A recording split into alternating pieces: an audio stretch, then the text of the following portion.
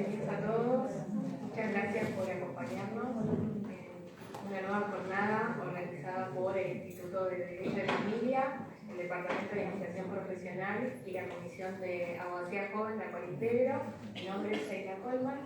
Le agradecemos a los colegas que nos acompañan de forma virtual, a través de Zoom y a través de la plataforma de Instagram. También le agradecemos al doctor Bienvenido Rodríguez Basalo, presidente del Colegio de Abogados de Quilmes, y a las autoridades que promueven estas capacitaciones constantemente. Queríamos comentarles que a los que asistieron presencialmente hoy van a tener disponibles sus certificados en formato papel. Se van a estar entregando en los próximos días. Desde el colegio los van a contactar a todos los que vinieron hoy para que lo puedan pasar a reenviar. En el día de hoy contaremos una jornada sobre el régimen de comunicación y cuidado personal. Van a estar a cargo los doctores Iván Balash. Iván es el prosecretario del Instituto de Derecho de Familia del CAC, y el doctor Gustavo Sánchez. Gustavo es especialista en Derecho del Niño, especialista en sucesiones y especialista en Derecho de Familia. Es el director del Instituto de Derecho de Familia del CAC. Así que, bueno, gracias por la presentación. Adentrándonos ya un poco en el tema, vamos a hacer un poquito de revisionismo histórico. El antiguo Código Civil, el Código de Vélez, no tenía ni el lenguaje del actual, ni el sistema de cuidado personal del actual, ¿sí? Antes hablábamos habitualmente de tenencia y régimen de visitas, y era una suerte de dos caras de una misma moneda. A algunos de los progenitores se le otorgaba la tenencia del hijo o de los hijos, y al que no ejercía la tenencia se le otorgaba un régimen de visitas. No había en general, salvo algunos acuerdos esporádicos que algún juez progresista en su momento por ahí homologaba, no había cuidados compartidos o tenencias compartidas.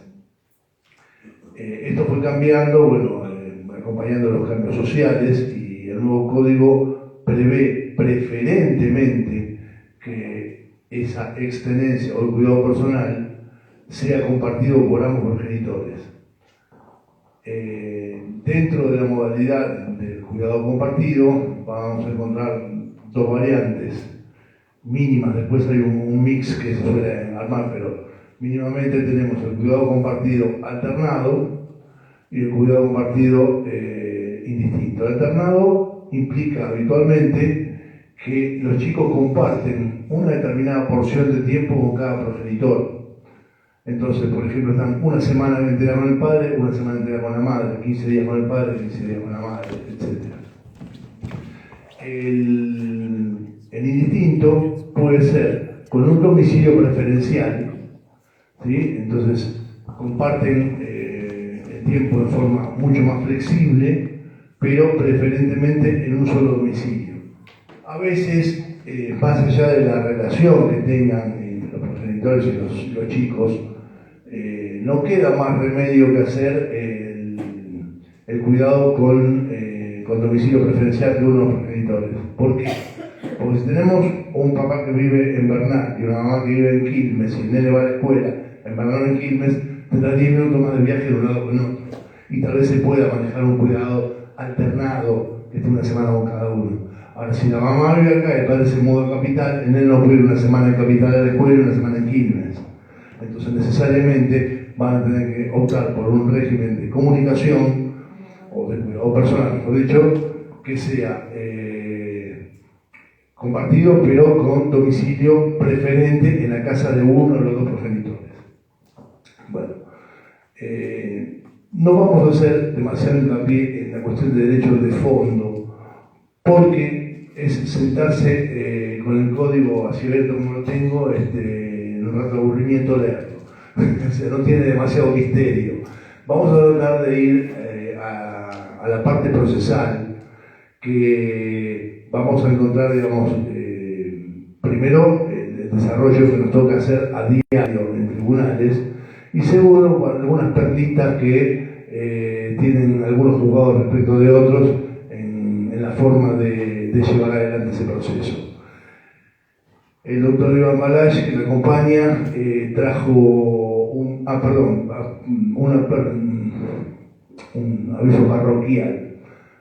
Para el final de la charla vamos a agregar un tema que no estaba, digamos, comprendido acá, pero que deriva justamente del incumplimiento de estos regímenes, que es el delito de impedimento de contacto.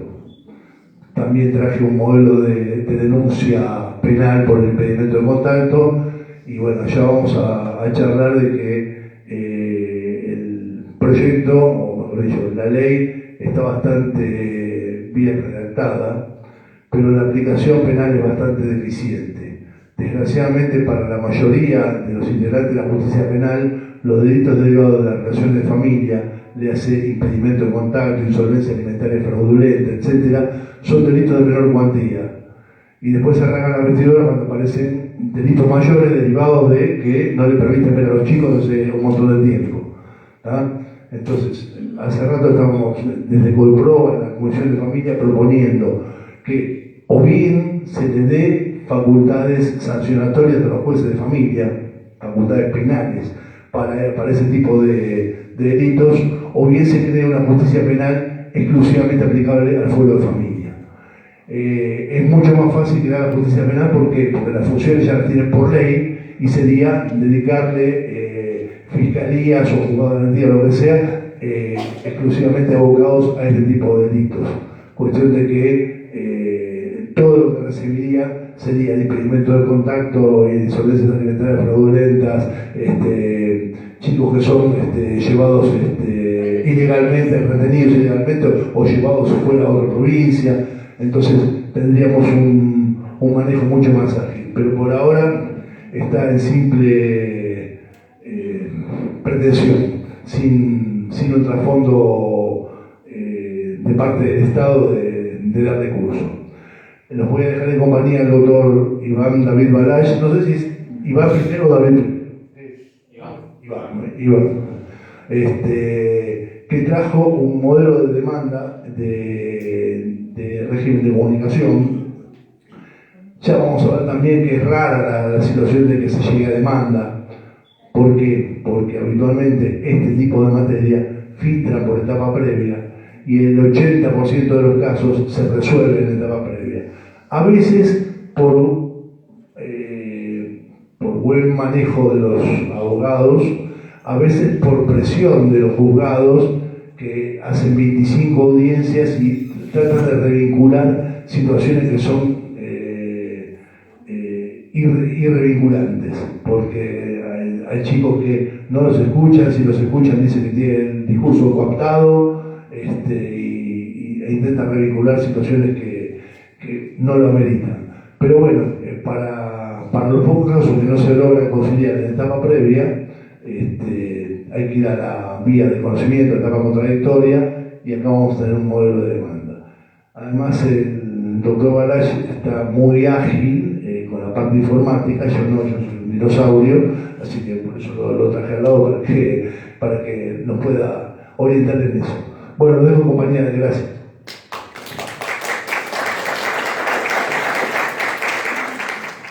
Bueno, yo voy a la parte de cómo se inicia un expediente, ya sea de régimen de comunicación como cuidado personal. Para poder iniciar, ahora se hace de forma electrónica, ya no es como antes, que íbamos de forma personal a la calle Mitra, o ahora 9 de julio en la receptoría a presentarla en forma papel. Ahora podemos iniciar de forma virtual a través de nuestro token, nuestra firma digital. Una vez ingresado, nosotros con nuestro domicilio electrónico y contraseña, en la página de presentaciones y notificaciones electrónicas, vamos al apartado de inicio de causas. En inicio de causas seleccionamos qué selección de organismos, ya sea qué departamento judicial corresponde a este tipo de materia. En este caso hicimos un ejemplo que es el Departamento Judicial de Quilmes y la Receptoría General de Expedientes de Provincia de Varela. De título pusimos, se pone inicia comunicación con mi hijo. Acá en observaciones ponemos nuestro correo electrónico particular, que es donde después nos va a llegar a través de receptoría sorteado la carátula del expediente, ya sea la carátula en sí, el número de expedientes y demás. Tipo de fuero familia, el objeto es comunicación con los hijos. En este caso, localidad, una puse de Florencio Varela porque cuidado, el centro de vida del hijo queda en Florencio Varela. Acá vamos cargando los datos del actor, en este caso, generalmente en la práctica es el progenitor el quien inicia un expediente de régimen de comunicación, así que bueno, ahí lo vamos cargando por parte. Una vez que cargamos, nos tiene que salir acá abajo, tildado en azul, lo que nosotros cargamos. En el demandado hacemos lo mismo, ponemos la parte, obviamente la parte demandada, y acá en el procesador de texto ponemos, si bien no se presenta demanda en este tipo de expediente porque va por etapa previa. Cuando te aparece en azul, después le aparece un espacio en rojo y dice confirmar datos. Confirman ahí y ya queda grabado ese actor o ese demandado. Como decía, como no va demanda, lo que hacemos nosotros es solamente hacer una mención cuál es la problemática y qué es lo que estamos peticionando. En este caso, peticionamos que el progenitor no puede tener una comunicación con su hijo y solicitamos una audiencia de la consejera de familia a los fines de que se pueda tratar este litigio y si en el caso que no se llega a un acuerdo, recién ahí nos abre la vía del conocimiento para presentar la demanda al domicilio real de la progenitora. Y para los que vienen de la etapa vieja, de la etapa papel, esto es el reemplazo de la planilla de inicio de trámite. Y lo que ponemos ahí en ese detalle es lo que teníamos en un espacio en blanco en esa planilla para redactar en pocos renglones el métier principal del reclamo. ¿Sí? Después, oportunamente, si había presentado demanda, ya se iba a ampliar ahí. Pero acá se ponía en 10 renglones de qué se trataba el reclamo principal. Claro, tal cual. Por ejemplo, acá hacemos un resumen en el sumario, actor, demandado, qué tipo de materia es, el objeto que sea, recién mención de que no tenía comunicación con el hijo y solicitaba una audiencia ante el consejero de familia. Pedimos la habilitación de la MEP, denunciamos nuestro correo, nuestro usuario, a los fines de tomar vista del expediente, porque todo lo que es materia de familia se pide autorización para poder tomar vista del mismo. Denunciamos nuestro correo electrónico y nuestro teléfono particular, ya sea del abogado patrocinante como el del actor, a los fines de muchos juzgados, por ejemplo en Varela, número 2, toman audiencias virtuales. Así que ya cuando hacemos mención en la primera presentación, el teléfono y el correo, nos llegaría la invitación del Zoom para poder entrar a la audiencia. Y abajo ponemos qué es lo que estamos juntando en archivo adjunto. En este caso, obviamente tenemos que probar el vínculo familiar, ya sea con la partida de nacimiento, el documento de identidad, el bono de IUS y el anticipo. Acá seleccionamos lo mismo que yo hacía mención recién, la documental que estamos presentando, lo presentamos en seleccionar archivo y adjuntamos esa documental. Una vez presentado, nos llegaría a nuestro correo que fue sorteado y nos saldría el número de expediente, la carátula, fecha de inicio, juzgado interviniente. Así se iniciaría. También es conveniente, cuando se detallan los datos, poner, como muchas audiencias se siguen manejando por sistema virtual, por Microsoft Teams, poner los datos de, primero, si el cliente tiene acceso al sistema informático y denunciar el mail del cliente, aparte del mail propio. Porque si no nos van a sacar un proveedor que previo a fijar audiencia por el consejero, denuncie el letrado de la parte si tiene acceso al sistema informático y sus correos, y muchas veces nos piden también sus teléfonos. Entonces, para evitar o saltear un paso, si ya esos datos los ponemos en conocimiento en la planilla de inicio, lo van a pedir igual porque no lo leen, pero bueno, estaba. No, está la posibilidad de que tomen conocimiento y que efectivamente tengan ese dato disponible y ya pueda pasar directamente a fijar audiencia, ¿verdad? ¿Tenés partida con eso? No, acá tenía que... Bueno, a mí me quedó pendiente algo, que no es un dato menor. Cuando hablamos del cuidado personal, dije que estaba la posibilidad de indistinto, alternado, con homicidio fijo, no dije, y es importante, que se mantiene todavía como una opción el cuidado personal unilateral, ¿sí? ¿Por qué va a ser este cuidado personal unilateral? Primero, el código intenta que el cuidado personal sea compartido, o sea, como opción preferencial el cuidado compartido. Pero podemos tener casos de chicos que han sufrido violencia por parte de algunos progenitores, que fueron víctimas de abuso. No sé si estoy hablando muy cerca porque retumba. Lo que pasa es que me dijeron que a veces en la clase virtual no se escucha bien. Que por ahí fueron víctimas de abuso o directamente de abandono. Entonces, en ese caso, corresponde otorgar el cuidado personal unilateral, independientemente de que si el otro padre tuviera vestigio de querer tener contacto, bueno, eventualmente se evaluará otorgarle un régimen de comunicación asistido en sede del juzgado, ver cómo evoluciona eso, si el equipo técnico recomienda hacer terapia tanto a los hijos como a los progenitores para la vinculación, y en función de la evolución que tenga ese régimen, eventualmente se pactará continuar con el mismo fuera de sede del juzgado. Cuando viene así muy complicado, generalmente es 5 o 6 encuentros en sede del juzgado por espacio de 1 hora, generalmente acompañado de alguna persona del equipo técnico, asistente social o el perito psicólogo del equipo.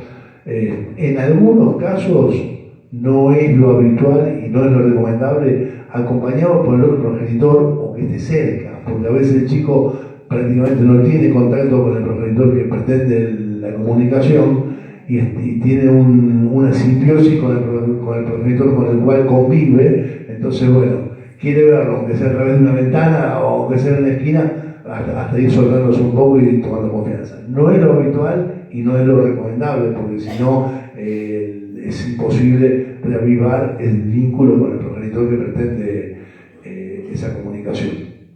Vencido ese plazo de 5 o 6 reuniones, generalmente el equipo técnico hace un informe de cómo fue la evolución de esas reuniones, si hubo, si es necesario continuar con ese régimen. Generalmente tratan de no hacerlo porque inclusive la agenda del juzgado no les permite a veces disponer del tiempo suficiente como para hacer encuentros más extensos.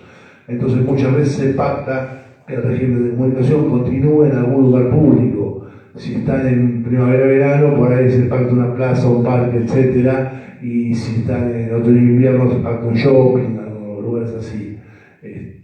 Y muchas veces acompañados de algún tercero.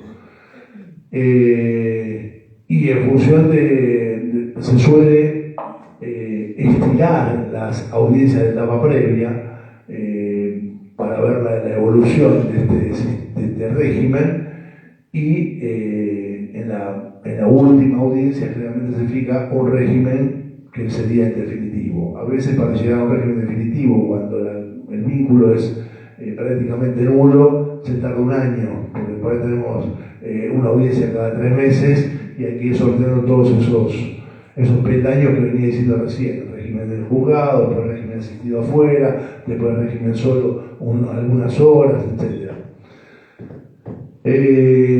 Cuando se logra coordinar entre las partes un régimen de comunicación, es importante tener en cuenta que ese régimen de comunicación sea lo más amplio posible en cuanto a la cobertura de opciones. Vale, si fiesta de fin de año, cumpleaños de los chicos, cumpleaños de los padres, día del padre y de la madre.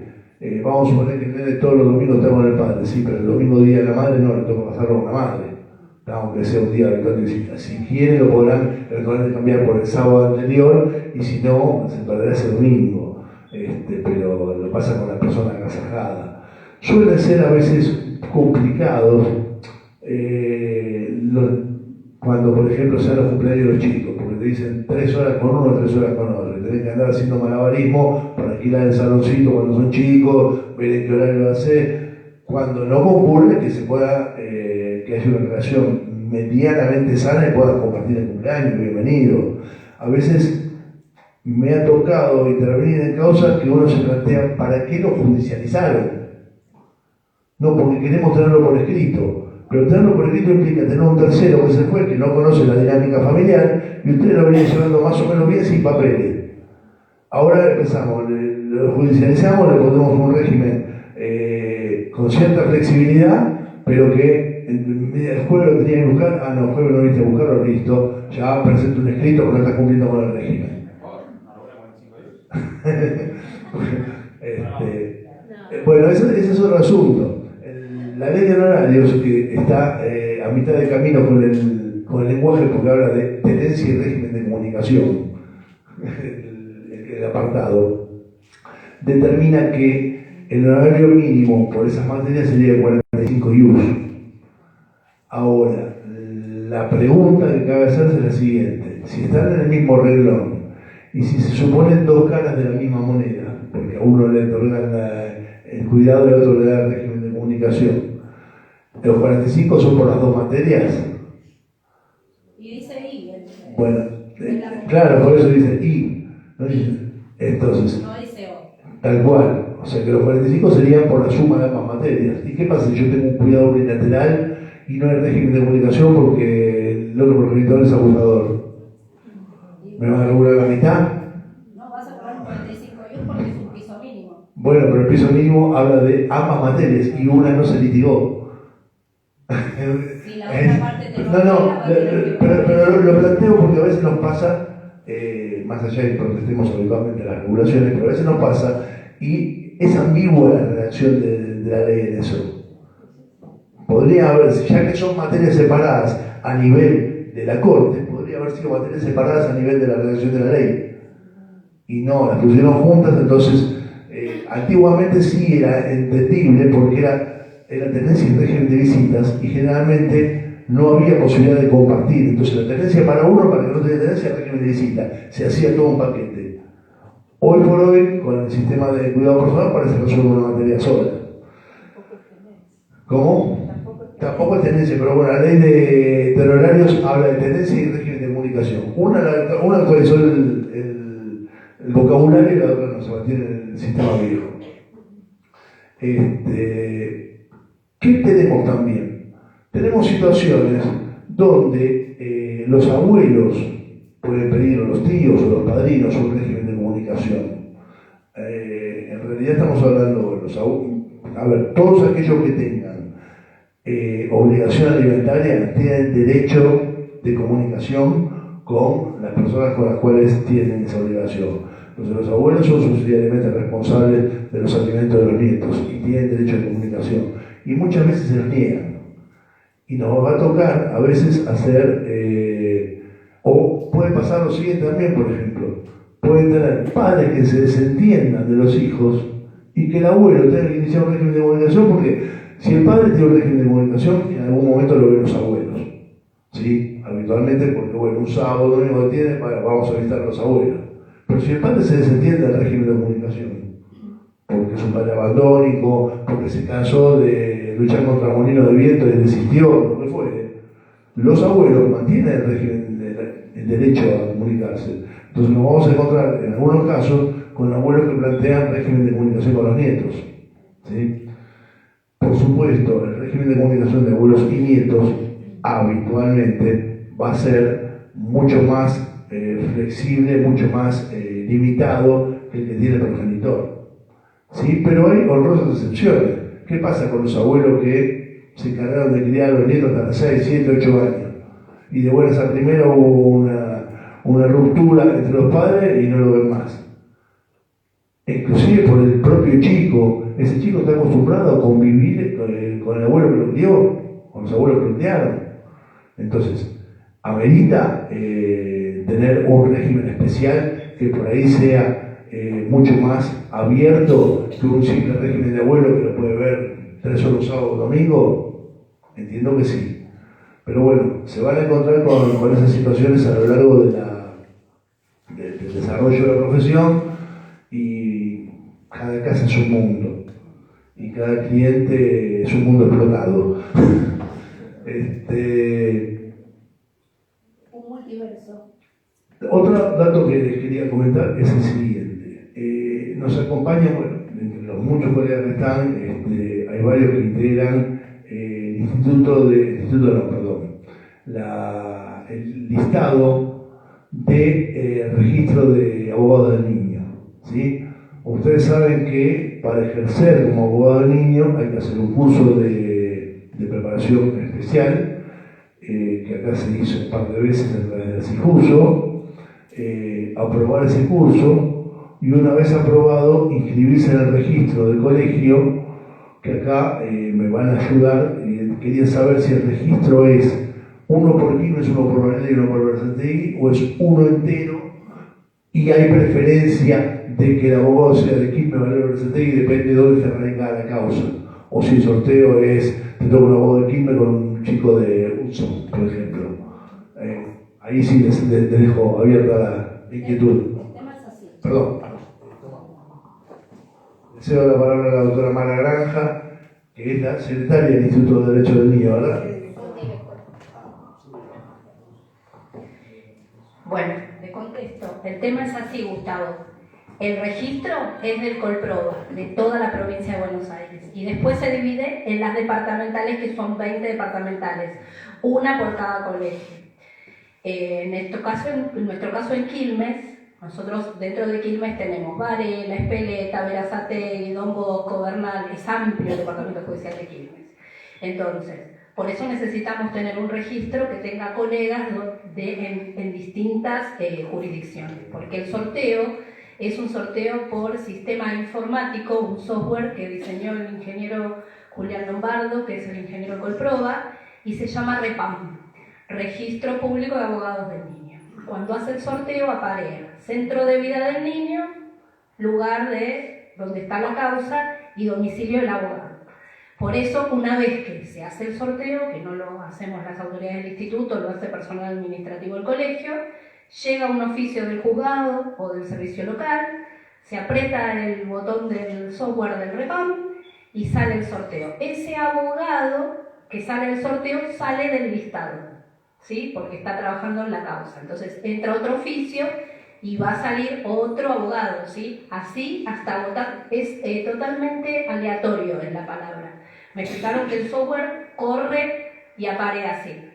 ¿Eso contesta la pregunta? Sí, la duda es la siguiente. Sí. ¿En todas las provincias es igual? Todos los colegios pero pregunto, sí, tienen que usar el REPAM.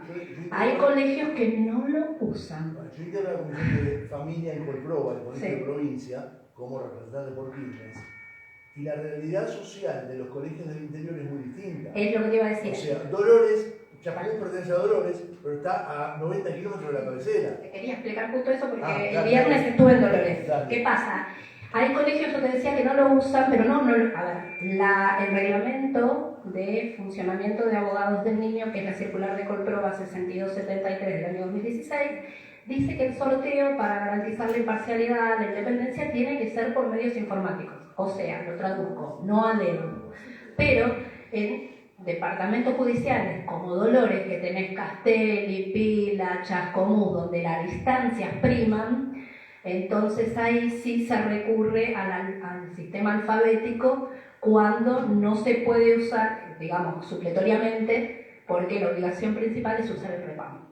No sería tampoco tan complicado, porque dentro de Quilmes puede hacer abogado con domicilio en Varela, con domicilio en Mercedes, con domicilio en Quilmes, ir a sorteo, pero dentro del... Es que el REPAM, vos nunca entraste, ¿no? Todavía el REPAM, porque el REPAM... Hice el curso. Pero no te inscribiste en el REPAM. Cuando vos te inscribís por primera vez en el REPAM, No quiero más. claro, bueno, claro. Cuando vos entras por primera vez en el REPAM, llenas un formulario. Cuando vos llenas el formulario, cargas tus datos personales. Y cuando vos cargas esos datos personales, son los que el sistema va a usar para hacer el sorteo. Y entonces ahí sí, tenemos la doctora Colombo Varela, la doctora Valek, la doctora Dilenarda. Entonces, causas que tengan los juzgados de Varela, generalmente van a salir sorteados los abogados con domicilio en Varela. ¿Sí? Salvo que la causa esté en Varela y el chico esté en un hogar en La Plata. Y entonces ahí estamos en otro escenario donde a veces cuando la distancia es mucha, bueno, La Plata, Varela está cerca. Pero por ejemplo, no sé, Ezeiza y Varela, ponele. Entonces ahí planteamos la posibilidad de un copatrocinio con 2 abogados que intervengan en la causa, uno por el principio de inmediación, visitando al niño en el hogar, y el otro haciendo la defensa técnica. O sea, uno hace defensa material, que él escucha, y otro hace la defensa técnica en el expediente. ¿Contesté? Sí, perfecto. Gracias. Seguramente les voy a dar más letras a los abogados del niño. Porque hay una situación que nos afecta habitualmente, y es que los convenios o los acuerdos de cuidado personal y de régimen de comunicación, si se quiere, régimen de parentalidad sobre los hijos, son habitualmente hechos entre los grandes, entre los progenitores. Convengamos que, razonablemente, el progenitor es el que debería conocer cuáles son las necesidades o expectativas del chico, cuáles son las posibilidades que cada uno de esos progenitores tiene en función de su trabajo, sus obligaciones, etc. ¿Sí? Pero el chico no es cosa. ¿Ah? Y en algunos expedientes pareciera que lo fuera.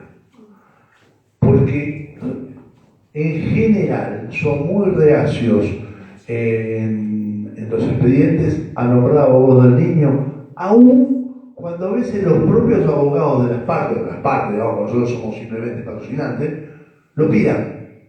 Para decir, listo, no nos pongamos con nosotros, pongan un abogado chico. Y parece que no quieren un tercero en discordia. Y entonces, muchas veces los acuerdos resultan de difícil cumplimiento.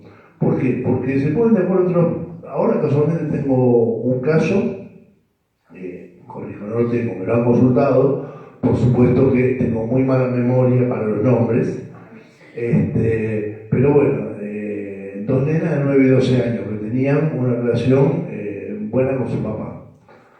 La mamá hace nueva pareja hace 1 año, las nenas se adaptaron perfectamente a la nueva pareja, vacaciones, etc. Y claro, están un poco reacias de ir con el papá, pero reacias no de no ir, sino de que antes por ahí tenían una frecuencia, que ahora están cómodas en su casa, en una situación familiar nueva, ¿sí? Y dan más vueltas. Bueno, la cuestión es que el papá inicia el régimen de comunicación, inicia un impedimento de contacto, y la mamá me dice, ¿qué hago? Dice, tienen 12 años, 9 y 12 años. Dice, mi ex no acepta que crecieron, que tienen un criterio propio, que tienen sus amigos, sus espacios de esparcimiento, etc. Entonces, entiendo, no pongo fichas en ninguno de los dos lados. Entiendo la situación del padre de que tenía ese contacto fluido de buena esa primera vez que se le escurre entre los dedos, ¿está? Pero ¿qué pasa? En este caso, es necesario escucharlos. Es necesario escuchar a los chicos para que los chicos planteen si no quieren un régimen determinado y a ver si proponen otro, por ejemplo, porque a veces ellos también tienen sus propias expectativas.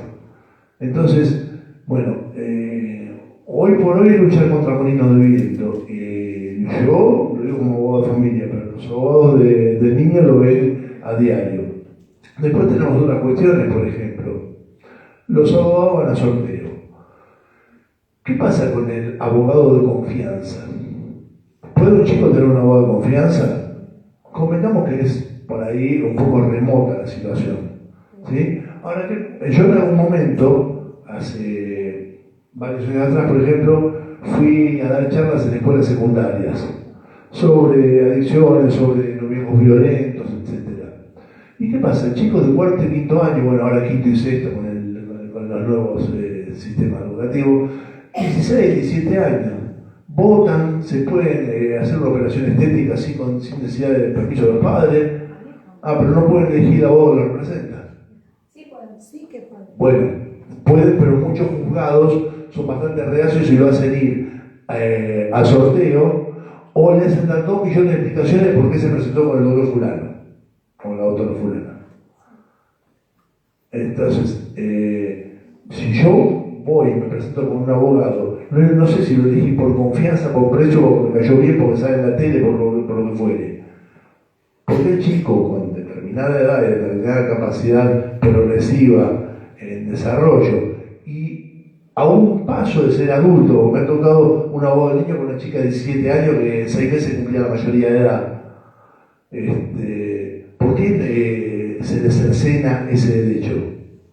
Bueno, habitualmente es pelear contra molino de viento y en esta causa donde los chicos son parte fundamental, porque ahora no estamos hablando de alimentos que es ponerse de acuerdo en cuánto va a ser la cuota y la sigue manejando en el 90% de los casos la madre.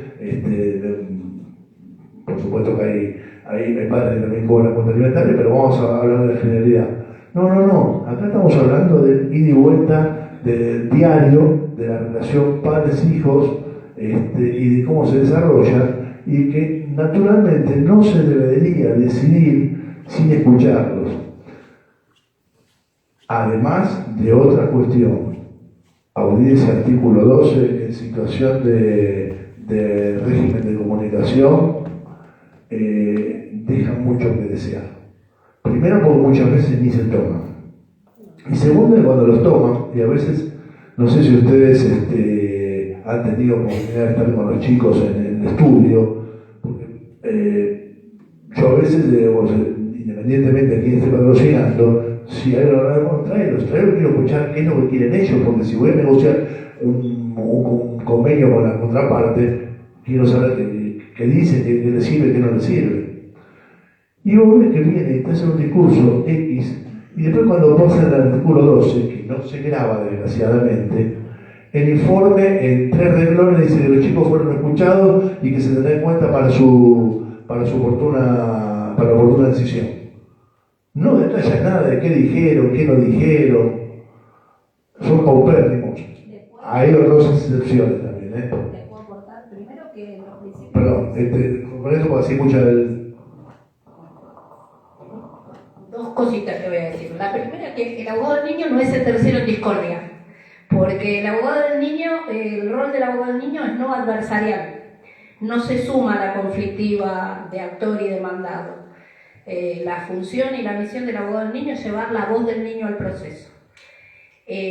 Cuando un niño no es escuchado y hay un plan de parentalidad entre los progenitores, se viola la normativa del 655 infine, que dice que en todo plan de parentalidad hay que darle participación al niño. Y la participación no es una participación de una mera audiencia de escucha, que si no se lo escucha el proceso, el recurso a presentar es el de la nulidad. Si yo soy abogado del niño, salvo el sorteo, soy un abogado del niño de confianza, que ahora retomo el tema del abogado de confianza. ¿Puede el niño tener un abogado? Sí. ¿Puede ser abogado de confianza? Sí. Pero la ley nacional impone que tiene que ser preferentemente especializado. Entonces un abogado que hace especialista en derecho administrativo, municipal, laboral, sin desmerecer la incumbencia de los colegas, ¿no? Pero yo no podría, por ejemplo, hacer, no sé, derecho agrario, porque no es mi expertise. Entonces, si un niño va a tener un abogado del niño de confianza para cumplir con la normativa, porque el régimen legal está para cumplirlo, porque además en materia de niñez es orden público, ¿sí? Entonces, ese abogado de confianza tendría que tener acá en provincia de Buenos Aires ser abogado del niño del registro, mínimamente para no ser rechazado por el juzgado, porque en la primera presentación acompañaría la legitimación de que es abogado del niño del registro. Primera cosa. Segundo, cuando un chico no es escuchado, lo primero que hay que hacer es, si no tiene abogado el niño, llevarlo del asesor, porque si no volvemos a lo mismo. Ese acuerdo que celebran los padres va directo al fracaso, porque el chico es una persona con una vida propia. Estas nenas de 9 y 12 años, si no quieren ir, lo que hay que hacer es llevarlas del asesor para que lo manifiesten. Es una buena práctica. Además, hay un protocolo de la Corte, no me puedo acordar el número, pero es una acordada del año pasado, después te voy a aportar, que habla de eso, un protocolo de buenas prácticas donde la Corte le dice a los operadores que tienen que escuchar a los niños. O sea, no es dispositivo ni facultativo. Entonces, sí. Cuando tengas el dato... Sí, la acordada, ahora te la digo, te la aporto. No importa, porque como vamos a dejar algún material, dejar eso también para que la gente lo pueda La acordada en, a ver, fondo, sí, en algunos aspectos tiene algunas cosas muy regresivas, ¿no? Porque en un momento de la acordada dice que es facultativo para el niño participar en la audiencia con el abogado del niño, ¿no? Y vos decís, si vas a participar de un acto procesal, ¿cómo vas a participar sin abogado? Porque es un acto procesal. Y con respecto a esto último que te quiero decir, el tema de qué pasa, por qué no se transcriben las audiencias del artículo 12. Primero, porque los principios de familia rige lo del 708, que es el deber de reserva. Y segundo, porque a veces el propio niño, esto se lo preguntamos cuando yo entro a las audiencias, ¿vos querés que esto lo sepa mamá o papá? Dice no. Entonces, para no exponerlo a la lucha de lealtades y a la conflictiva del propio expediente, se pone esa fórmula sacramental que vos dijiste de que el niño fue escuchado. Claro, pero el problema ¿Sí? es que el fue escuchado con su patrocinio propio, Bueno, tiene alguien que pueda cotejar entre Sí. lo que escriben sí. y lo que dijo. Lo importante es que lo escuche el juez. Lo importante es que lo escuche el juez, que sea directamente escuchado por el operador y no por un secretario, porque generalmente va a pasar que va a ser una formalidad el acto de la escucha. Lo ideal es que las audiencias del artículo 12 se hagan en presencia del abogado del niño y con el asesor presente, ¿sí? Que controla las cosas. Estos son... Gracias. Bueno, otra cuestión importante es la siguiente. Una vez presentada la planilla, como indicó el doctor Balay, sale un primer despacho. El primer despacho generalmente dice, si no se denunciaron los datos del mail del actor, bueno, que se acompañe datos de mail, celular, etcétera, a efectos de poder acceder a la audiencia informática, a la audiencia virtual. Si ya se informaron, puede pasar directamente al consejero de familia para que el consejero de familia fije fecha de audiencia del artículo 835, ¿sí? Y dentro del proveído van a poner que la contraparte, que la audiencia se va a realizar, suponiendo que sea virtual, ¿no? Porque está volviendo la presencialidad, en algunos juzgados sí, en otros no. Yo creo que todo lo que sea conciliatorio de acá en adelante va a ser todo virtual. Me parece que la audiencia presencial es razonable cuando tenemos una vista de causa, porque el testigo está declarando y si está declarando en mi estudio, le poniendo un cartel hacia atrás de lo que tiene que decir, y eso no se ve en una audiencia virtual. Nada más cierto de que respira como testigo falso. Entonces, bueno, esas situaciones que hablan de un lenguaje paraverbal, ¿sí? Gestual, etcétera, se ven con el testigo sentado frente al tribunal. Entonces, me parece que la vista de causa va a tener que continuar con el sistema presencial, pero todo lo que sea audiencias de conciliación o etapa previa, naturalmente me parece que está bien llevarlas en el sistema de virtual.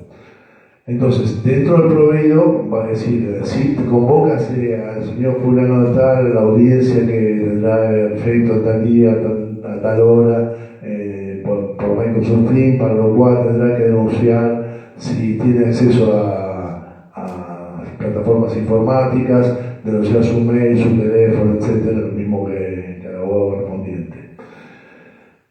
Esa audiencia se notifica con transcripción del artículo 835 del Código de Procedimiento. Y tenemos un cortocircuito en ese asunto. ¿Por qué? Bueno, como primera medida, algo importante. Como es simplemente una convocatoria de audiencia, no es necesario habitualmente notificar por cédula. El código pone en cabeza del abogado, el 143 del Código de Procedimiento, la posibilidad de notificar por cédula, personalmente por cédula, por acta notarial, carta, documento, telegrama colacionado. Dice expresamente a elección del letrado. Hay jueces que no les gusta que podamos elegir nosotros y dicen: yo no ordené que fuera carta, documento. Su señoría no lo tiene que ordenar, lo dice la ley. El que dijo soy yo, como abogado. Entonces, si yo quiero, tengo que mandar una cédula de citación a Lanús, que tengo que pasarla por el juzgado, remitirla a la oficina de mandamiento de Lanús, esperar que dentro de un mes falten 2 días para la audiencia y no me la hayan diligenciado, y que cuando la voy a buscar tiene el sello fresco de que fueron 2 días antes y no lo encontraron, y me perdí la audiencia y tengo que esperar 3 meses más para la próxima. ¿Sí? Y que preguntaba por los vecinos, sin detallar a qué vecino consultó, nadie lo conoce, hace 20 años vive en el mismo lado. Entonces, mando carta, documento, me gasto 2.000 pesos en el franqueo del correo y en 48 72 horas lo tengo notificado. ¿Está? Aparte, me ha pasado, les pasa a cualquiera de ustedes, el correo llega a sitios donde el oficial notificador no llega, no conoce la calle, le cambiaron el arbolito que tenía de referencia. En algún momento lo consulté en la oficina de notificaciones hace muchos años, porque venían las cédulas informadas groseramente fracasadas, y me dice, no podemos entrar ahí porque es zona peligrosa, pero la bajada de línea de corte es que no tenemos zona peligrosa. Entonces no nos podían poner zona peligrosa y ponían que no lo encontraron, que no había numeración, etc. Esto, si lo mandamos por correo, el correo llega sin dificultades y en 48 o 72 horas lo tenemos notificado. Acreditamos la notificación con el acuse de recibo y les digo más, hay fallos que establecen que la notificación vía carta, documento o telegrama de correo argentino, no de OCA, no de Andriani, etc., tiene carácter de instrumento público. ¿Está? Es importante eso tenerlo en cuenta también, porque hace plena fe de lo que dice. Entonces, lo tenemos notificado y llega el momento de la audiencia. Acá se produce un pequeño cortocircuito. ¿Por qué? Yo en algún momento solicité la aplicación de las 30 por la falta de concurrencia a la audiencia del 835 y en un par de juzgados, y sinceramente no me acuerdo quién, y si me acuerdo tampoco viene el caso, me dijeron no, dice, porque es una audiencia conciliatoria. Entonces no hay obligación. Y acá la tesis es la siguiente. La audiencia es conciliatoria. Entiendo que lo que no hay obligación es conciliar. Ahora, concurrir a audiencia es una citación judicial. Y a la citación judicial es una carga pública. Hay que ir, salvo que uno pueda acreditar que no fue por motivos perfectamente demostrables, estuvo enfermo, acreditará oportunamente. ¿Sí? Pero a la citación hay que ir. Lo que no es obligatorio es conciliar. Pero el hecho de concurrir me allana muchísimo el panorama. ¿Por qué? Porque si yo concurro a un abogado que no concilie, me presenté, confirmamos que el domicilio era real, era correcto, constituí domicilio procesal en la audiencia, y después cerramos el acta porque no llegamos a acuerdo alguno.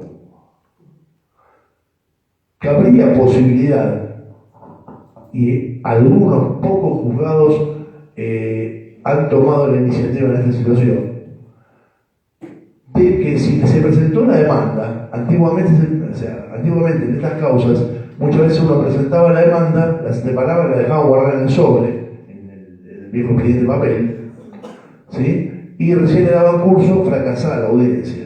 Bueno, algunos juzgados han tomado una iniciativa importante, que es que la audiencia del 835, si no se concilia, le notifican la demanda. Entonces, el acta de la audiencia dice que retira la demanda, le da la copia. ¿Está? Con lo cual, a partir de ahí tiene 10 días para contestar. Pero ya quedó notificado. Nos evitamos el traslado por cédula.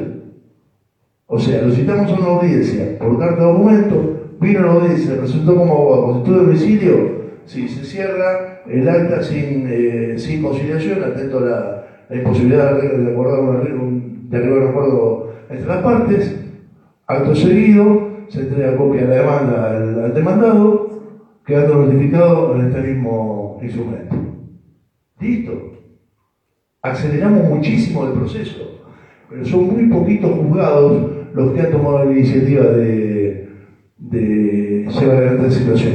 ¿Qué pasa? También puede pasar que si, como hicimos acá, sabemos que va por etapa previa y no hicimos la demanda, y cuando llegamos a la audiencia la demanda no estaba agregada, entonces no tiene forma de notificársela. Por eso, tal vez conviene trabajar al cohete, pero preparar la demanda e ingresarla, y pedir que se mantenga en reserva, que no se suba al expediente. Vamos a votar de que si está la posibilidad de tener una audiencia de etapa previa que fracasa, listo, ya está, se le da el código de acceso, queda notificado, buenas noches. Bueno, ¿cómo sigue esto? Si en la audiencia de etapa previa se llega a algún acuerdo, puede ser un acuerdo general o puede ser un acuerdo mínimo, ¿sí? Vamos a suponer que sea un acuerdo mínimo, como decíamos antes, bueno, 4 reuniones en sede de juzgado con personal del equipo técnico. Listo, fijamos una audiencia para dentro de 45 días para ver la evolución.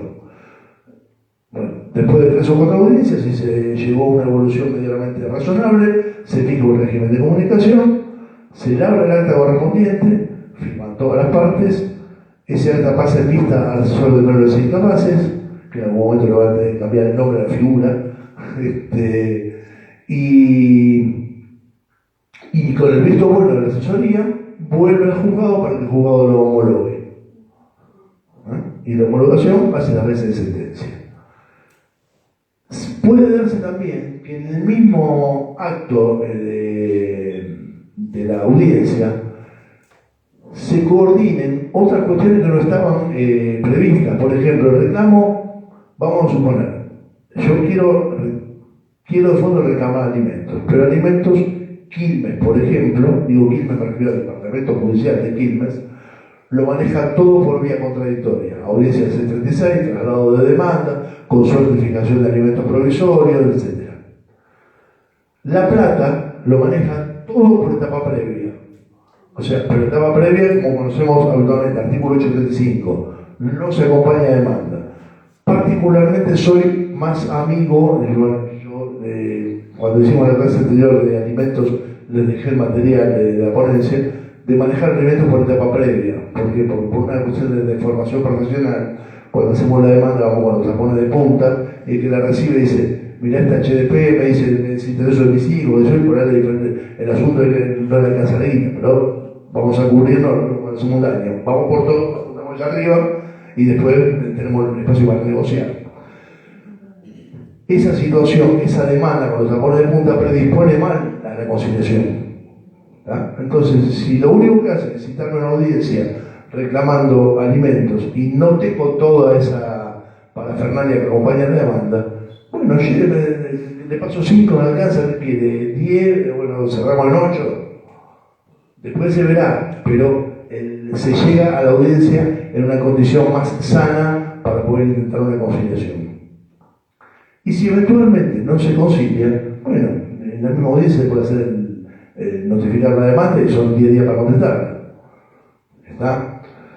Entonces decía, vengo a cuento de lo siguiente. Por ahí la demanda es por cuidado personal y en la audiencia de cuidado personal se cierra también la cuota alimentaria. ¿Por qué? Porque venía pagando, pero tenía una cuota que la pagaba el día que podía, cuando quería. Uno me pagaba 20.000, otro me pagaba 25, otro me pagaba 12. Entonces, bueno, vamos a ponerle un marco jurídico. Ya que estamos conciliando el cuidado personal, listo, a ver si podemos poner un acuerdo. Generalmente, ¿qué se hace? Si hay acuerdo, se incluye el acuerdo en el acta de conciliación. Si no hay acuerdo, dice, no, vaya por la vía que corresponde, sacamos acá el cuidado personal, el régimen de comunicación y y vaya por la vía que corresponde para que no haga alimentos.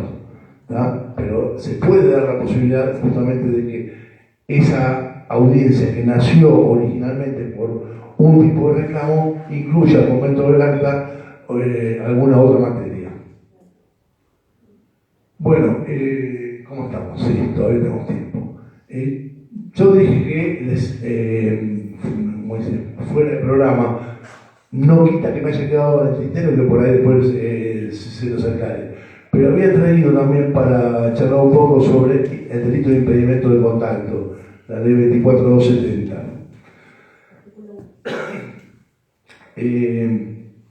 Este delito, en la forma en que está redactada la ley, que yo creo que es, en su momento fue novedosa, hoy a la luz de los hechos resulta deficiente, porque solamente está prevista para el progenitor, no para terceros con interés legítimo, los abuelos, por ejemplo. ¿Sí? Los abuelos son obligados alimentarios y no están protegidos por la ley penal de impedimento de contacto. Pero bueno, yo les traje acá un modelo de denuncia. Pueden hacerla directa, o sea, la denuncia se puede hacer directamente en comisaría o directamente en fiscalía, o mejor, en el estudio se cobran 8 IUs según la ley de honorarios. La redacción de denuncia sin firma del letrado son 8 IUs. Pero bueno, a lo que voy es a lo siguiente. Cuando redactamos, generalmente, si se hace en comisaría, son 8 renglones. Si están con ganas de escribir, 9. Si la toman en fiscalía, es un poco más seria, porque bueno, está tomada digamos, por ayudantes, abogados.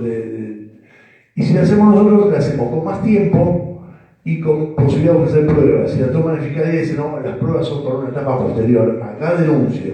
Entonces, ¿qué pasa? Yo denuncio, le dan ingreso a la denuncia, lo citan a ratificar. En cambio, si la presentamos... Claro, sí, bueno, cuando sale el cajón lo citan a ratificar.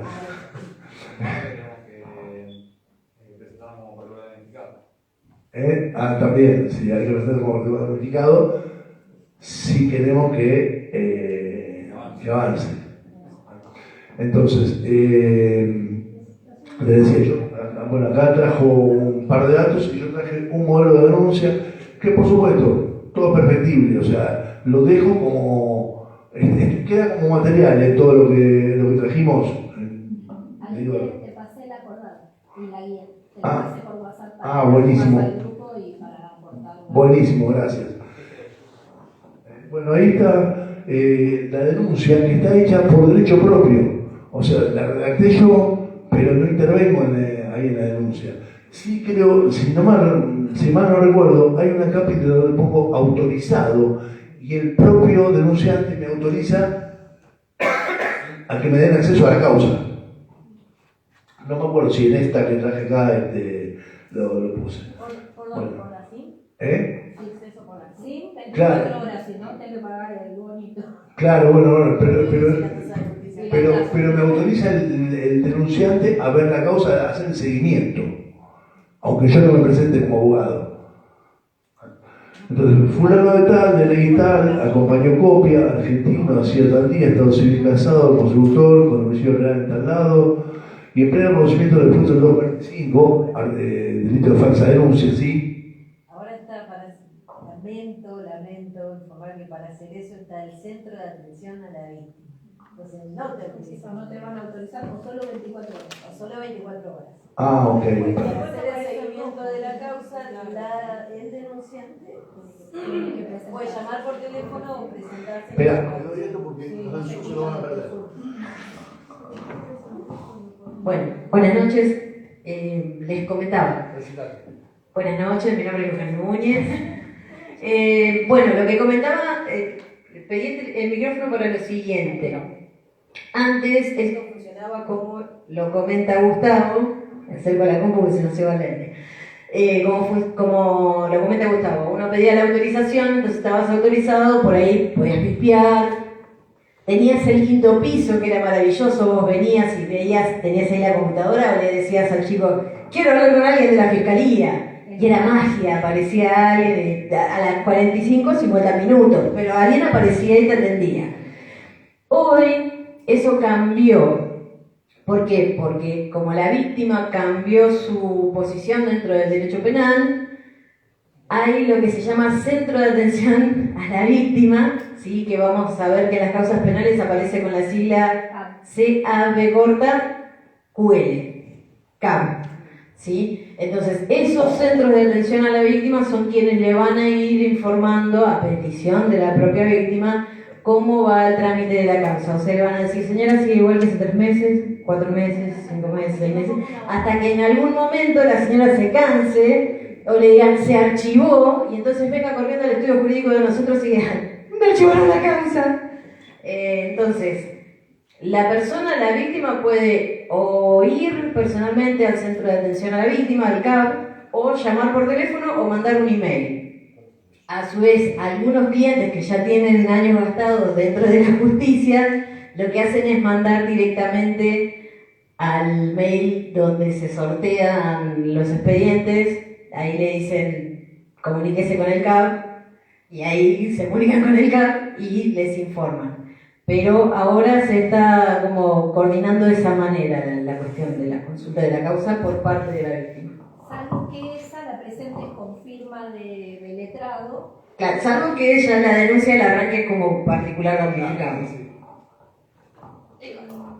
Bueno, me había comido, digamos, dentro del tema principal que estaba convocada la charla, que teníamos un modelo de demanda de régimen de comunicación, ¿sí? Entonces, vamos a pegarle un vistazo a eso, que igual queda dentro del material, y después cerramos con la parte de penal, así no mezclo tanto. Le paso la palabra a David. Breva. Vamos a llegar a esta etapa si no llegamos a un acuerdo en etapa previa. Ahí pedimos cierre la etapa previa para pasar a la etapa de conocimiento. Ahí tenemos que redactar la demanda y notificar a la parte demandada para que dentro de los 10 días hábiles se presente y conteste la misma. Igualmente, en la audiencia de etapa previa, ya la parte demandada fija cuál es el domicilio físico, cosa que capaz que en la redacción de la demanda pusimos de la abuela o lo que fuere, lo podemos ahí arreglar. Este modelo de demanda va a promover demanda de régimen de comunicación. En este caso lo adaptamos como que es el progenitor quien lo solicita, del DNI número tal, en representación legal de mis hijos menores, cuál es el domicilio real, quién es el estado patrocinante, fijamos ahí nuestro domicilio electrónico y nuestro correo electrónico. Fijamos cuál es el domicilio procesal físico, que en realidad ya ni se utiliza, pero bueno, el código lo sigue estableciendo. Y la acordada también. ¿Para qué? ¿Se me fue? Ni me digas eso. Me pone el camino negro y largo. ¿Cuál es el objeto acá? Que en tal carácter vengo a iniciar formal demanda de régimen de comunicación contra la señora Doña Rosa, progenitora de mis hijos, calle Bartolomé Mitre 430, Florencio Varela, provincia de Buenos Aires, solicitando se fije un régimen de comunicación a favor de quien suscribe acorde la necesidades y rutina diaria actual con residencia principal en la casa de la progenitora. Todo ello en el orden causado por las consideraciones de hechos y fundamentos de derecho que a continuación paso a exponer. Acá, bueno, hago mención referente al domicilio real porque es el centro de vida de los chicos y eso no determina cuál es la competencia del juez. Perdón. También tengamos en cuenta que habitualmente la competencia viene dada por el juez que intervino en la etapa previa. Salvo que interín hubiera habido una mudanza a otra localidad y necesariamente se puede tomar esa etapa previa como antecedente, pero por ahí tenemos que entablar la demanda en otra jurisdicción. Se mudó de Varela a Claypole, le tenemos que ir a remitir a Loma de Zamora. Bueno, ahora decimos la palabra. Después comentamos los hechos, del por qué estamos acá. Esta demanda es que el día 1 de enero de 2001 inicié una relación amorosa con doña Rosa. Al principio de nuestra convivencia decidimos vivir en la casa de... Luego, el 10 de julio de 2008, compramos una propiedad en el barrio 9 de julio de la calle Mitre, Puente 30, Florencio Varela. Dicha compraventa fue realizada mediante vuelta de compraventa de cesión de derechos. Que el 1 de abril de 2012 nació nuestro primer hijo Marcelo y el 3 de enero del 2018 nace nuestro segundo hijo Juana. Y bueno, que por motivos que hacían imposible la vida en común y la convivencia, nos separamos de mutuo acuerdo con la demandada en fecha de enero del 2022. Desde esa fecha no hubo inconvenientes en que me contactara con mis hijos, pero desde hace algo más de 2 meses la demandada me impide toda comunicación con ellos a través de maniobras elusivas a fin de imposibilitarme el debido contacto con mis hijos. Dicha maniobra elusiva consiste en no estar ni ella ni mis hijos en el inmueble que habitan, donde se encontraba nuestro hogar, en los días y horas que durante años establecimos que lo podía ir a buscar. Tampoco se me permite hablar por teléfono con ellos, ya que siempre es la demandada la que tiene mi llamado, y me corta la comunicación ante gracia que soy yo el que llama. Por todo lo expuesto y a fin de velar por el bienestar de mis hijos a efecto de que cuenten una rutina diaria, cuidando su centro de vida y sus obligaciones escolares, es que me veo obligado a iniciar las presentes actuaciones a fin que se fije un régimen de comunicación acorde a las necesidades de mis hijos. Nosotros en esta cápite hacemos una propuesta del régimen de comunicación compartido, como así lo... Un detalle más. Como habitualmente la demanda es posterior al cierre de la etapa previa, ahí si tenemos que llegar a una etapa contenciosa, yo suelo pegar un palito, que habiendo ofrecido diversas opciones de régimen de comunicación, ninguno fue aceptado por la contraparte, poniendo palos en la rueda para poder... ¿Esto por qué lo pongo fundamentalmente? Porque después cuando tengan que merituar y por ahí puedan repartir las costas, que se lleve un pedacito más la parte que puso piedras en el camino para no facilitar el régimen de comunicación. Habitualmente son por su orden, pero si se da una situación así, donde intervenía la etapa previa, una de las partes dice, bueno, yo puedo martes, jueves y sábado, no martes, jueves y sábado no porque X. Bueno, está bien, podemos lunes, miércoles y viernes, no lunes tampoco. Bueno, a ver, entonces me lo llevo sábado y domingo, no sábado y domingo menos. Entonces uno está proponiendo diversas opciones y el otro no le cierra ninguna. Entonces, a ese le mete palos en la rueda permanentemente, lo hago notar acá el fracaso de la etapa previa, el hecho de haber ofrecido diversas... ojo, que ahí tenemos un problema importante, porque en las actas de etapa previa suelen decir, si se arregló algo, el detalle es lo que se arregló, y si no se arregló nada, no se arregló nada.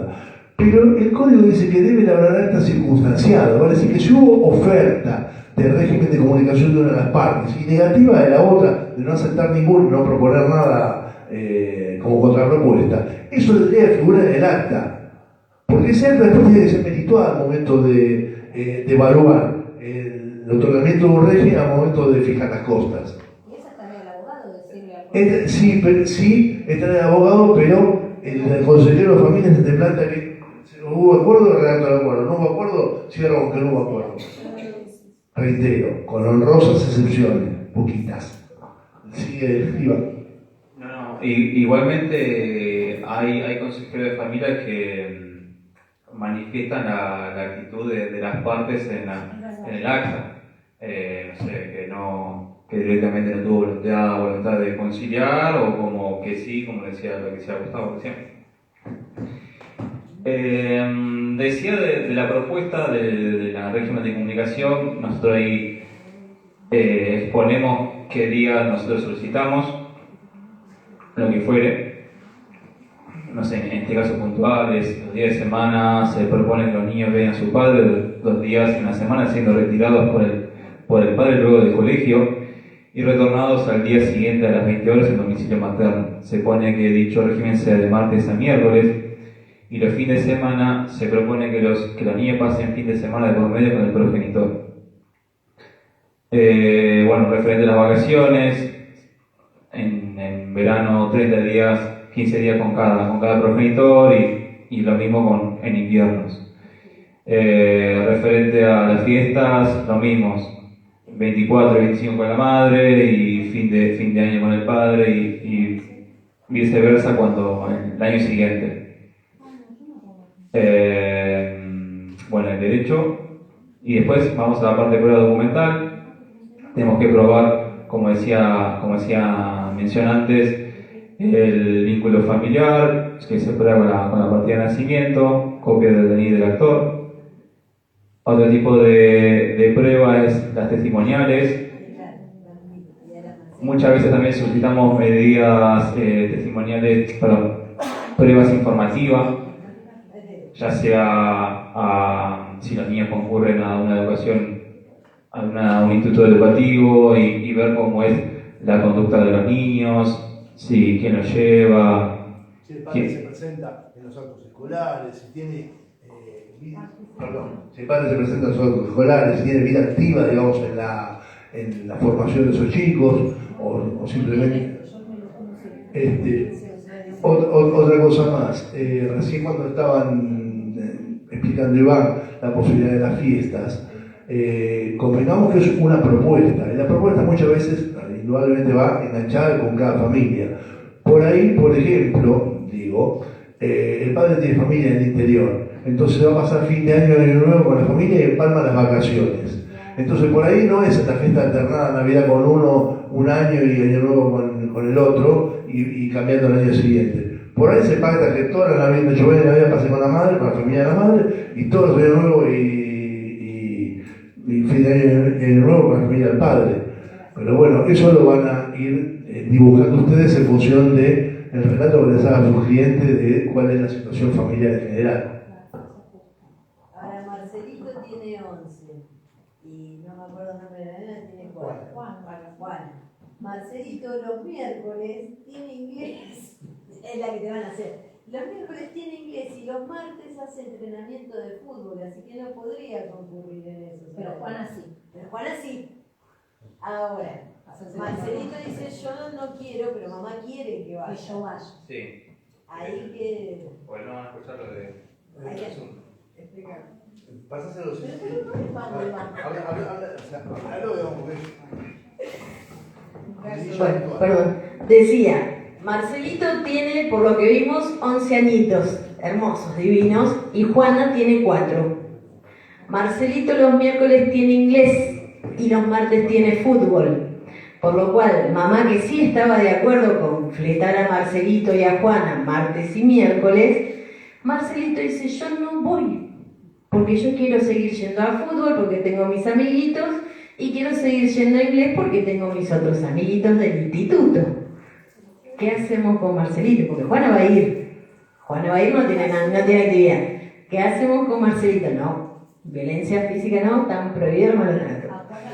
Sí, a Juana ni le pregunta, porque como tiene 4, cualquiera de todos nuestros consejeros va a decir que no tiene edad suficiente para un abogado del niño y que es casi incapaz de todo.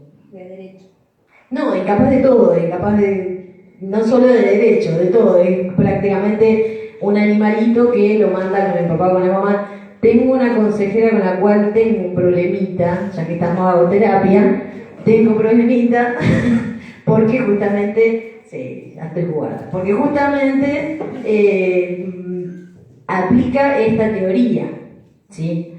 Entonces, ¿qué podemos hacer con Marcelo? Que Marcelo no va a querer ir a lo del papá.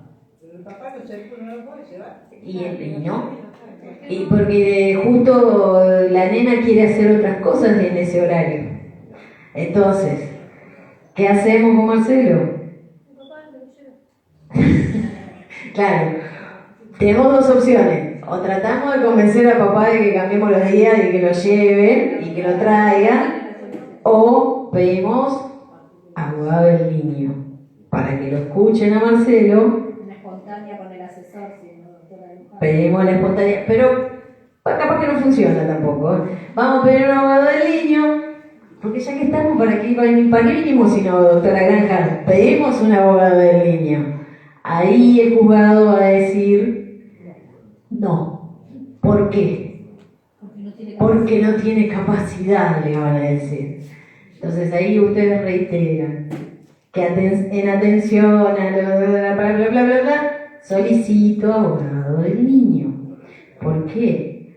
Porque es importante llevar la voz del niño al expediente y que el niño, en su propia voz, cuente por qué no quiere ir los martes y miércoles con papá, para que no le, exactamente como dice la doctora Granja, no le planteen el incumplimiento a la mamá o al papá. ¿Sí? A la mamá le pueden plantear el incumplimiento porque por más que manifestó que sí, no lo está entregando. Y al papá, porque por más que él hizo la propuesta, no se lo está llevando. Entonces, ahí, por ese motivo... Una cosa más acá con eso, ¿verdad? Ahí, por ese motivo, pedimos abogado del niño. Vuelve Gustavo. Bueno, un poco... vamos a meter pata porque me queda todavía la parte penal y quiero hacer un espacio mínimo para preguntas. Un poco atado con lo que me decía ella recién. También tenemos el inconveniente de...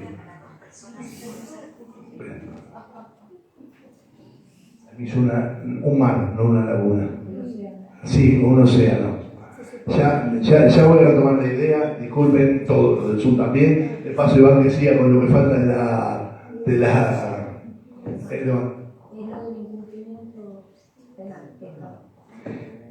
Para finalizar, denunciamos nuestro usuario de la MEP, bien, de la mesa de entrada virtual, a los fines de poder hacer la procuración del expediente. Y finalizamos con el petitorio, que es un resumen de lo que nosotros solicitamos en toda la demanda íntegra. Se me tenga por presentado por parte del carácter importado, por constituir un domicilio procesal y electrónico, se tenga por acompañar la prueba documental y por ofrecer la restante, se corra traslado a la demandada de la presente demanda bajo procedimiento de ley, y oportunamente se dicte sentencia siendo el lugar del peticionado, pero de conformidad que será justicia. Con costas. Ahí agrego yo, con costas. Lo puse a objeto. Bueno. No me acordé, sí les quería comentar algo, ya me va a salir, pero les quería comentar algo, que la prueba testimonial, ¿qué puede tener los testigos? Puede ser, o sea, uno lo suele recomendar al cliente, listo, cuando vas a buscar a los chicos y no te los dan, andate con alguna persona que te acompañe en el auto. Que esa persona vea que fui, tocaste, salió, te dijo no, hoy no te lo llevas, o corrió así la cortina y no te dejó ir con los chicos. ¿Por qué? Porque necesitas un testigo que no de oídas, sino alguien que haya presenciado la situación de esa falta de entrega, digamos, de los chicos para el régimen de comunicación. Entonces, esa sería una situación, claro. Y otra cuestión puede ser algún amigo que estaba tomando mate en la casa, ¿sí? Y que diga que el día que vinieron los chicos, los escuchó el chico contando que no, mamá me dice que tal cosa no te la diga, o que el día que tú me visitas, mamá me dijo me va a pedir los turnos para que vaya al dentista. ¿Ah? ¿Por qué? Porque lo presenció el testigo, que lo contaba el chico. ¿Ah? Es raro que se llegue a vista de causa. Es raro porque generalmente presionan para, o sea, una vez que tienen avanzado demanda, contestación de demanda, presionan para llegar a algún tipo de acuerdo. Pero si se llega a vista de causa, tenemos que tener en cuenta los informes estos escolares, a ver si un padre presenta o no, lo que puedan declarar los testigos, etc. ¿Sí? Bueno, vamos a ver el asunto de la denuncia penal. Sigo pensando como que quedó pendiente De 7 días de las cargas dinámicas, ¿no será eso? Que se aceptan los testigos, familias. Eso sí, para los juicios de familia en general, se aceptan testigos que sean familiares directos. Si bien el juez tiene que evaluar con suma prudencia esos testimonios porque están cargados de subjetividad y muchas veces intentan inclinar la balanza hacia alguna de las partes. Las relaciones de familia son situaciones que ocurren habitualmente puertas para adentro. Entonces, a veces es muy difícil encontrar testigos que sean ajenos a la situación, ¿sí? Entonces, se acepta que sean familiares, si bien van a tener que evaluarlos con suma prudencia. Bueno, acá estábamos en la denuncia. Dije, con mención de conocimiento del 245, que es el delito de falsa denuncia. Resulto ser víctima de impedimento de contacto en los términos del 24270 respecto de mi hija fulanita de tal, fulanita chica de tal, porque tiene fulanita grande también, de 5 años, junto con copia de partida de nacimiento, quien en forma reiterada es retenida por su madre, señora innombrable Magoya, imputada, DNI tal, quien tiene su domicilio real en calle 70, número 70, en la calle Pepe Cucú, Berazategui. A escasas 2 cuadras de mi casa, acompaño fotografías del frente de dicha propiedad para su mejor identificación al visitar el verificador, conforme con los hechos que se detallan a continuación. Hechos, convivimos en concubinato con la imputada durante aproximadamente 3 años, desde mediados de 2017 hasta febrero de 2021. Sí, concubinato no unión convivencial, porque el hombre es casado y no está divorciado.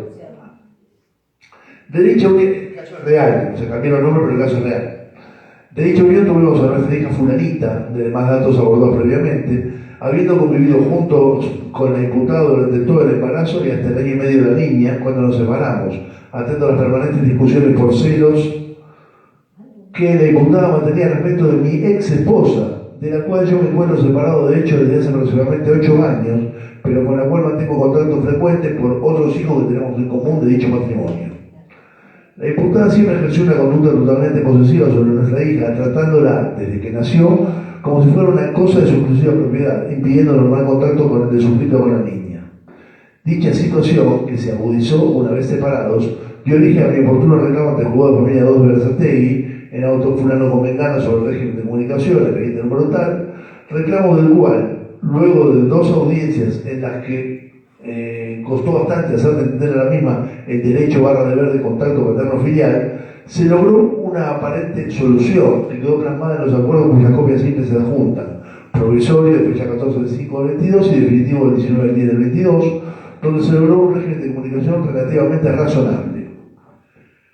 Pero, siempre hay un pero, lejos de cumplir con dicho acuerdo, la madre, aquí imputada, boicotea permanentemente el régimen acordado, negándome reiteradamente el retiro de mi hija o llamando insistentemente 3 o 4 veces durante el escaso tiempo que la niña comparte conmigo y con su media hermana, fulanita grande de tal, de 13 años, hija de mi matrimonio anterior, cuya vinculación estimo sana y necesaria fomentar y mantener como la de cualquier grupo de hermanos entre sí.